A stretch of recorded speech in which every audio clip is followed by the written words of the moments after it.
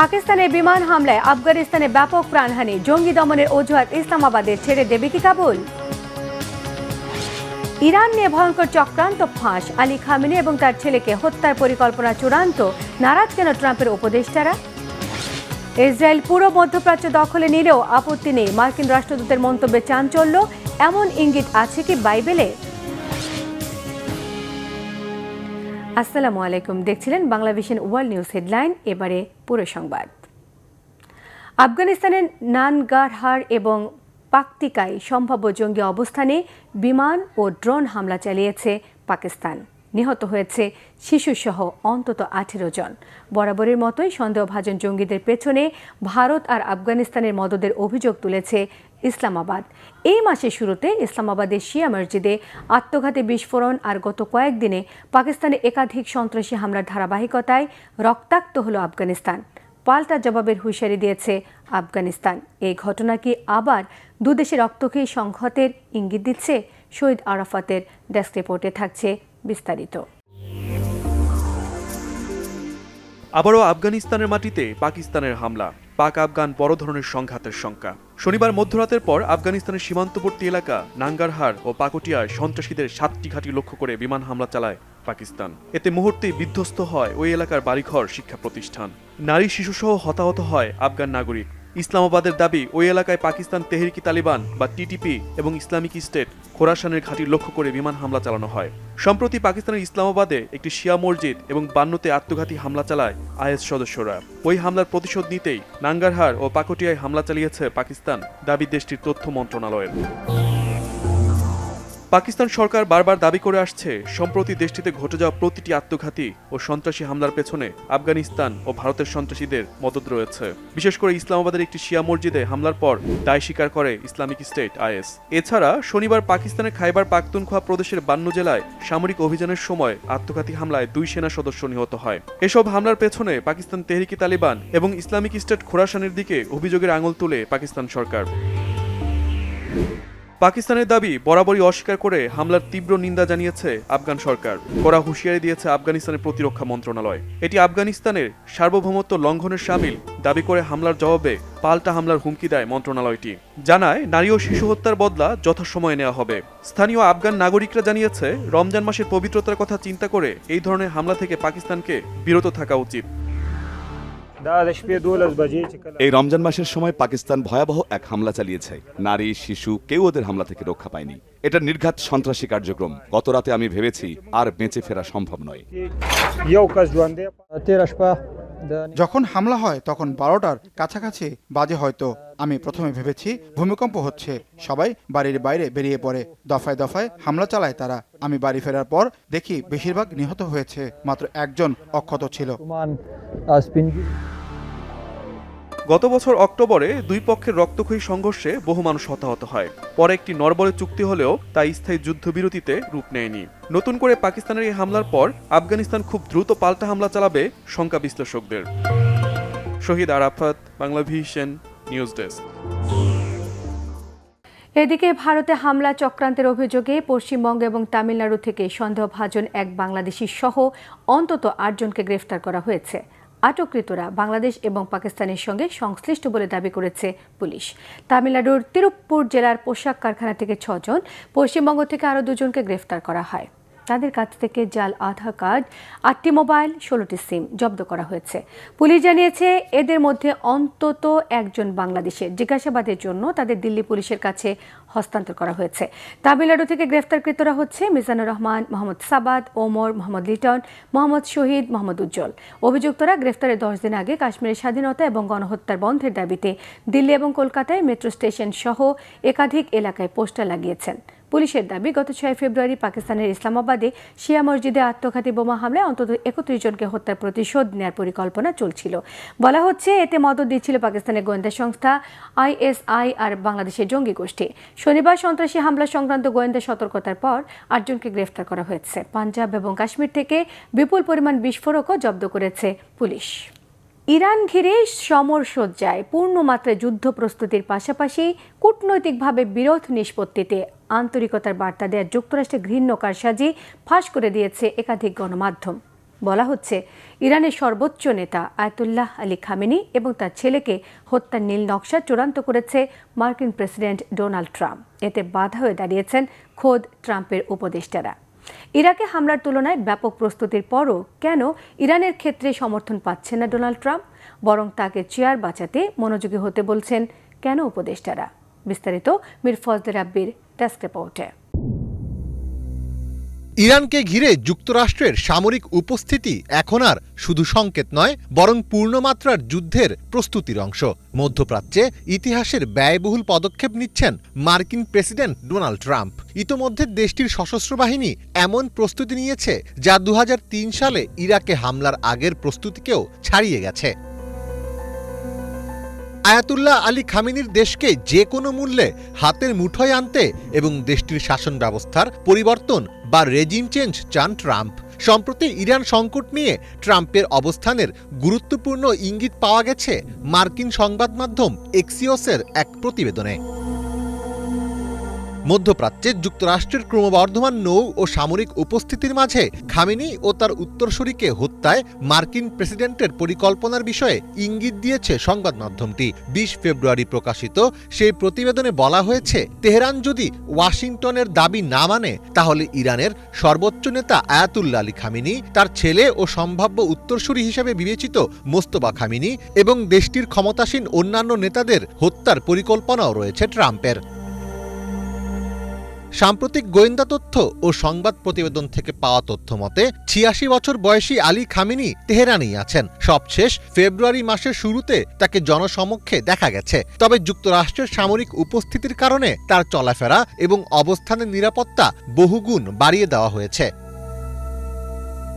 খামেনির নিরাপত্তার দায়িত্বে থাকে আইআরজিসির একটি অতি অভিজাত ইউনিট সেপাহি ওয়ালি আমর। তারা সাধারণ মোবাইল বা ইন্টারনেট ব্যবহার করেন না। তাদের নিজস্ব এনক্রিপ্টেড এবং অফলাইন যোগাযোগ ব্যবস্থা রয়েছে, যা ট্র্যাক করা কঠিন। ফলে তাদের কয়েক স্তরের নিরাপত্তা বলয় ভেদ করা প্রায় অসম্ভব।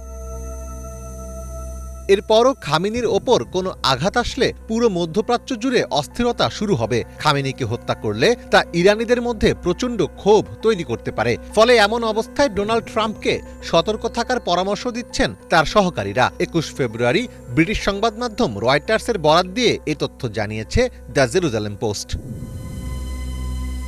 আগামী নভেম্বরে যুক্তরাষ্ট্রে মধ্যবর্তী নির্বাচন। এই ভোটযুদ্ধে ক্ষমতাসীন দল রিপাবলিকানদের পরাজয়ের আশঙ্কা প্রতিনিয়ত ঘনীভূত হচ্ছে। আর আসন্ন নির্বাচনে যদি সত্যি ট্রাম্পের দল হেরে যায়, তাহলে মুকুটবিহীন রাজায় পরিণত হবেন তিনি। এমনকি তাকে অভিশংসনও করা হতে পারে বলে ট্রাম্প নিজেই বারবার প্রকাশ্যে বলেছেন। এসব কারণে ট্রাম্পকে ইরানে হামলার চিন্তা বাদ দিয়ে নিজের চেয়ার বাঁচানোর দিকে মনোযোগ দেওয়ার আহ্বান জানিয়েছেন তার সহকারীরা। প্রতিবেদনে বলা হয়, ট্রাম্প যুক্তরাষ্ট্রকে ইরানের সঙ্গে যুদ্ধের দ্বারপ্রান্তে নিয়ে গেছেন, যদিও তার উপদেষ্টারা তাকে মার্কিনীদের দিকে বেশি নজর দেওয়ার আহ্বান জানাচ্ছেন। 2026 সালের নির্বাচনটি ট্রাম্পের প্রথম 2 বছরের কাজের ওপর একটি গণভোট হিসেবে বিবেচিত হচ্ছে। ডেমোক্রেটরা যদি হাউজের নিয়ন্ত্রণ পায়, তবে তারা ট্রাম্প প্রশাসনের বিভিন্ন সিদ্ধান্ত ও কর্মকাণ্ডের উপর কড়া নজরদারি শুরু করতে পারবে। এর ফলে বিভিন্ন তদন্ত, শুনানি এবং সাক্ষ্য দেওয়ার তলব জারির মাধ্যমে প্রশাসনকে রক্ষণাত্মক অবস্থানে ঠেলে দেওয়া হতে পারে। মীর ফজলে রাব্বি, বাংলা ভিশন। পুরো মধ্যপ্রাচ্য দখলের জন্য ইসরায়েলের সুপ্ত বাসনা আবার সামনে নিয়ে এসেছেন ইসরায়েলে নিযুক্ত মার্কিন রাষ্ট্রদূত মাইক হাকাবি। বাইবেলের সূত্র টেনে বলেছেন, পুরো মধ্যপ্রাচ্য জুড়ে ইসরায়েলের অধিকার থাকায় সম্পূর্ণ অঞ্চল তারা দখলে নিলেও আপত্তি নেই। এতে তীব্র প্রতিক্রিয়া জানিয়েছে আরব বিশ্ব। আসলে কি এমন কিছু বলা আছে বাইবেলে? হিজল জুবাইরের ডেস্ক রিপোর্টে থাকছে বিস্তারিত। ইসরায়েলে নিযুক্ত মার্কিন রাষ্ট্রদূত মাইক হাকাবি সম্প্রতি একটি সাক্ষাৎকারে এমন মন্তব্য করেছেন যা মধ্যপ্রাচ্য সহ পুরো মুসলিম বিশ্বেই ঝড় তুলেছে। হাকাবি বলেছেন, বাইবেলের বর্ণনার আলোকে মধ্যপ্রাচ্যের ওপর ইসরায়েলের অধিকার রয়েছে। তার মতে, আদি পুস্তকের নির্দেশ অনুযায়ী ঈশ্বর প্রফেট ইব্রাহিম ও তার নির্বাচিত জাতিকে যে ভূমি উপহার দিয়েছিলেন তা ইউফ্রেটিস থেকে নীল নদ পর্যন্ত বিস্তৃত। এই এলাকার মধ্যে পড়ে লেভান্ত অঞ্চল, যার অন্তর্ভুক্ত ইসরায়েল, জর্ডান, সিরিয়া, লেবানন এবং সৌদি আরব ও ইরাকের বড় অংশ। রক্ষণশীল মার্কিন ধারাভাষ্যকার টাকার কার্লসনকে দেয়া সাক্ষাৎকারে ওই বিতর্কিত কথা বলেন হাকাবি। এ সময় কার্লসন তাকে প্রশ্ন করেন, এর মানে কি পুরো অঞ্চল দখল করার অধিকার আছে ইসরায়েলের? জবাবে মার্কিন দূত বলেন, ইসরায়েল যদি সব নিয়েও নেয় তাতেও কোনো সমস্যা নেই, তবে ইসরায়েলিরা এখন তা চাইছে না। বর্তমান সীমানায় নিজেদের নিরাপত্তা নিশ্চিত করাই তাদের মূল লক্ষ্য। হাকাবি পরে স্বীকার করেন তার মন্তব্য কিছুটা অতিরঞ্জিত হয়েছে, তবে ধর্মীয় ব্যাখ্যার আলোকে ইসরায়েলের সম্প্রসারণের সম্ভাবনা উন্মুক্তই রাখেন তিনি। বলেন, আক্রমণ এলে ইসরায়েলিরা জয়ী হয়ে ওইসব ভূমি দখল করতে পারে। এদিকে হাকাবির এই মন্তব্যের পর আরব ও মুসলিম বিশ্বের কড়া প্রতিক্রিয়া দেখা যাচ্ছে। সৌদি আরব, মিশর, জর্ডান, কুয়েত, ওমান সহ ওআইসি ও আরব লীগ তার বক্তব্যকে অগ্রহণযোগ্য এবং চরমপন্থী হিসেবে অভিহিত করেছে। সৌদি পররাষ্ট্র মন্ত্রণালয় স্পষ্টভাবে মার্কিন স্টেট ডিপার্টমেন্টের কাছে তাদের অবস্থান জানতে চেয়েছে। মিশর এই বক্তব্যকে আন্তর্জাতিক আইনের লঙ্ঘন হিসেবে উল্লেখ করেছে এবং ফিলিস্তিনি ভূখণ্ড বা অন্য কোনো আরব দেশের ওপর ইসরায়েলের অধিকার নেই বলে জানিয়েছে। আরব লীগ সতর্ক করেছে, এমন ভিত্তিহীন মন্তব্য কেবল মানুষের ধর্মীয় ও জাতীয় আবেগকে উস্কে দিতে পারে। মূলত এখন পর্যন্ত ইসরায়েলের নির্ধারিত সীমা নেই। দেশটি 1981 সালে সিরিয়ার গোলান হাইটস অবৈধভাবে দখল করে নিজেদের সঙ্গে যুক্ত করে নেয়। গাজা ও পশ্চিম তীরে নিয়মিত অবৈধ দখল ও সামরিক পদক্ষেপ চালিয়ে যাচ্ছে। 2024 সালে হিজবুল্লাহর সঙ্গে সংঘর্ষের পর লেবাননের ভেতরেও বেশ কিছু সামরিক চৌকি স্থাপন করেছে তারা। ইসরায়েলের প্রধানমন্ত্রী বেনিয়ামিন নেতানিয়াহু ও অর্থমন্ত্রী বেজালেল স্মোট্রিচ প্রকাশ্যে গ্রেটার ইসরায়েল বা বৃহত্তর ইসরায়েলের ধারণা প্রচার করে চলেছেন। 2023 সালে স্মোট্রিচ এমন একটি মানচিত্র প্রদর্শন করেন যেখানে ফিলিস্তিনি ভূখণ্ড ছাড়াও লেবানন, সিরিয়া ও জর্ডানের অংশবিশেষকে ইসরায়েলের অংশ হিসেবে দেখানো হয়। বিশ্লেষকরা বলছেন, হাকাবির মন্তব্য আপাত দৃষ্টিতে ধর্মীয় ব্যাখ্যা ভিত্তিক হলেও এটি মধ্যপ্রাচ্যের রাজনৈতিক ও সামরিক উত্তেজনা তীব্র করছে। এর ফলে আন্তর্জাতিক আইন, আরব দেশগুলোর সার্বভৌমত্ব এবং এ অঞ্চলের স্থিতিশীলতা নিয়ে নতুন নতুন প্রশ্ন ও জটিলতা তৈরি হচ্ছে। সামরিক এবং কূটনৈতিক পর্যবেক্ষকরা সতর্ক করেছেন, এমন মন্তব্য কেবল উত্তেজনা এবং সংঘাতের ঝুঁকি বাড়াবে। হিজল জুবায়ের, বাংলা ভিশন। এবারও যুক্তরাষ্ট্রে পবিত্র রমজানে তারাবির নামাজ আদায় হয়েছে নিউ ইয়র্কের প্রাণকেন্দ্র টাইমস স্কোয়ারে। আয়োজকরা বিনামূল্যে বিতরণ করেছেন 2000-এরও বেশি ইফতার। ঝলমলে মুখরিত চত্বরে সিজদা করেছেন হাজারো মুসল্লি। ট্রাম্প প্রশাসনের মুসলিম বিরোধী কট্টর অবস্থানের পরেও টাইমস স্কোয়ারের এই দৃশ্য তুলে ধরছে মুসলিমদের ঐক্য, শান্তি এবং সহাবস্থানের বার্তা। হাফিজুল ইসলামের ডেস্ক রিপোর্টে থাকছে বিস্তারিত। ইবাদতের ময়দানে পরিণত হল যুক্তরাষ্ট্রের প্রাণকেন্দ্র নিউ ইয়র্কের টাইমস স্কোয়ার। বিশ্বের সবচেয়ে আলো ঝলমলে ও প্রভাবশালী চত্বরগুলোর মধ্যে অন্যতম এই স্থানটি সবসময় মুখরিত থাকে রং বেরঙের বিজ্ঞাপন আর বাণিজ্যিক কোলাহলে। গত 20 ফেব্রুয়ারি সেখানেই একসঙ্গে দাঁড়িয়ে রমজানের তারাবি পড়লেন শত শত মুসল্লি। অবশ্য এবারই প্রথম না, টাইমস স্কোয়ারে এর আগেও প্রকাশ্যে দেখা গেছে তারাবির জামাত।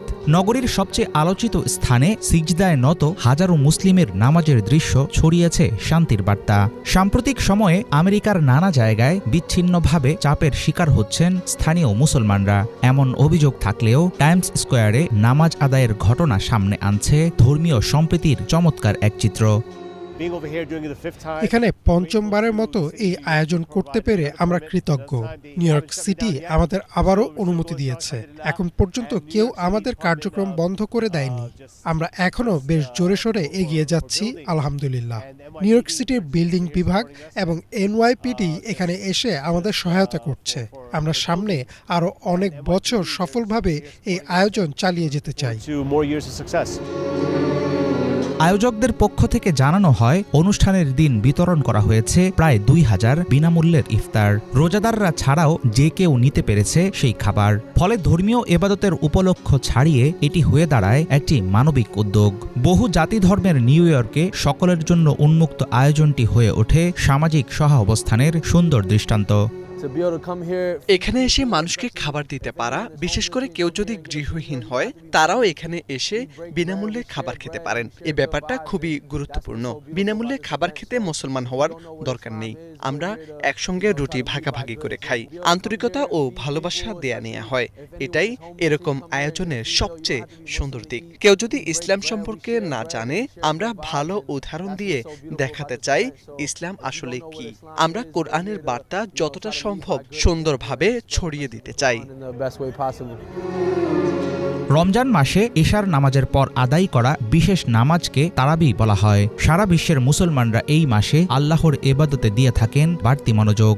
কোরআন তেলাওয়াত, দোয়া মোনাজাত ও আত্মশুদ্ধির মধ্য দিয়ে রমজান হয়ে ওঠে আত্মসংযম ও আত্মিক শক্তি সঞ্চয়ের মাস। বিশ্ব রাজনীতির চলমান অস্থিরতার মাঝেও আমেরিকার ব্যস্ততম চত্বর টাইমস স্কোয়ারে তারাবির আয়োজন মনে করিয়ে দেয় ভিন্ন বিশ্বাসের পৃথিবীতেও সবারই রয়েছে নিজ নিজ ধর্ম পালনের অধিকার। হাফিজুল ইসলাম, বাংলা ভিশন। ভারত মহাসাগরে বৌদ্ধ সংখ্যাগরিষ্ঠ দেশ শ্রীলঙ্কায় মোট জনসংখ্যার 10% মুসলমান। পবিত্র রমজানে স্থানীয় মুসল্লিরা মাগরিবের পর মসজিদে ব্যস্ত থাকেন নামাজ আদায় আর কোরআন তিলাওয়াতে। অর্থনৈতিক এবং সামাজিক চ্যালেঞ্জ থাকলেও তাদের মাহে রমজান কাটে খোদা ভীতিতে, ইবাদত আর মুখরোচক খাবারের সঙ্গে। স্থানীয় মুসলমানদের ইফতার, সাহারি, রমজানে খাবারের বৈচিত্র্য আর প্রাত্যহিক জীবনের পরিবর্তিত রূপ নিয়ে হাফিজুল ইসলামের আরেকটি ডেস্ক রিপোর্ট। ভারত মহাসাগরের একটি দ্বীপ রাষ্ট্র শ্রীলঙ্কা। বৌদ্ধ সংখ্যাগরিষ্ঠ দেশটির মোট জনসংখ্যার মাত্র 10% মুসলমান। কথিত আছে হজরত আদম আলাইহিসসালাম পৃথিবীতে সর্বপ্রথম পা রাখেন শ্রীলঙ্কার পাহাড়ে। দেশটিতে পবিত্র মাহে রমজান আসে সিয়াম সাধনা ও ধর্মীয় সম্প্রীতির বার্তা নিয়ে। টাটকা ফল আর ফলের রসে তৈরি সরবেট দিয়ে ইফতার শুরু করেন শ্রীলঙ্কার মুসলমানরা।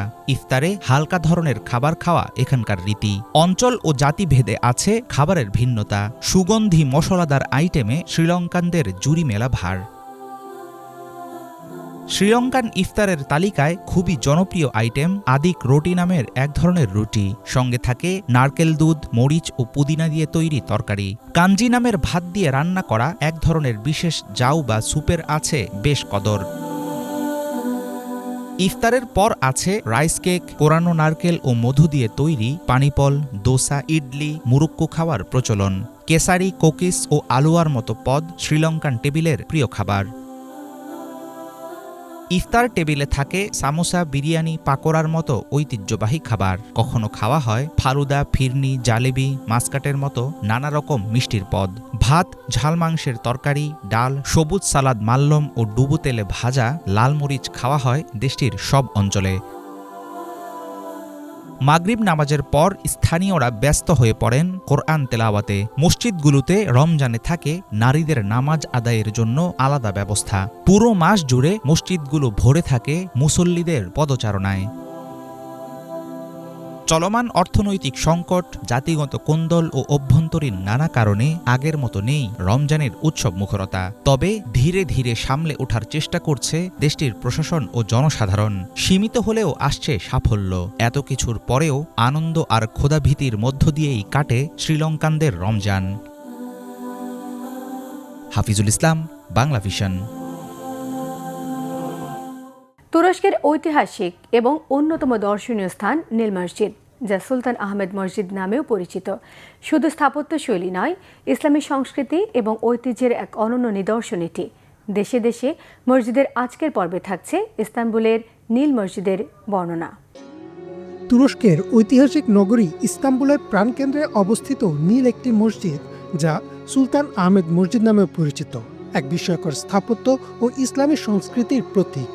এটি শুধু ইস্তাম্বুল নয়, বরং পুরো মুসলিম বিশ্বের অন্যতম বিখ্যাত মসজিদ হিসেবে পরিচিত।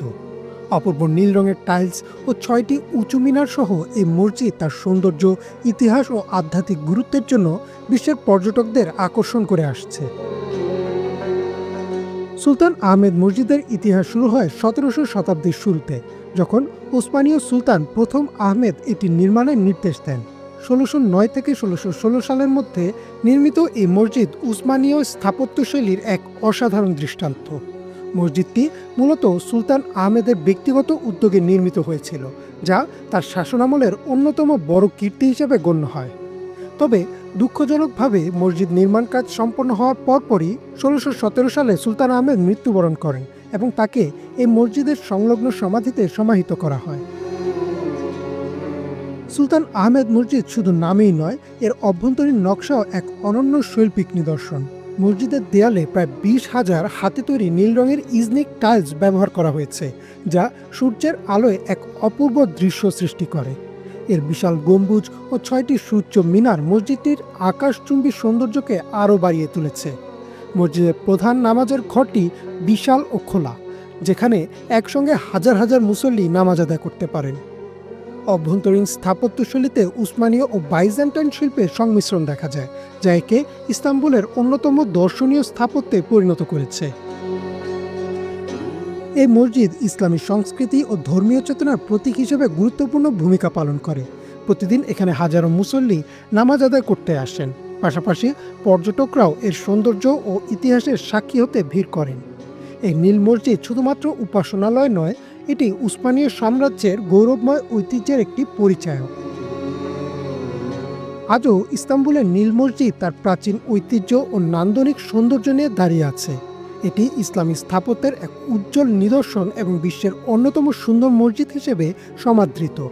ইতিহাস, সংস্কৃতি ও ধর্মের অপূর্ব সমন্বয় এই মসজিদকে শুধু তুরস্কে নয়, বরং সমগ্র বিশ্বের একটি মূল্যবান ঐতিহ্যবাহী স্থাপত্যে পরিণত করেছে। ইমরান মাহমুদ, বাংলাভিশন। এই ছিল আজকের মতো। সঙ্গে থাকায় সবাইকে ধন্যবাদ।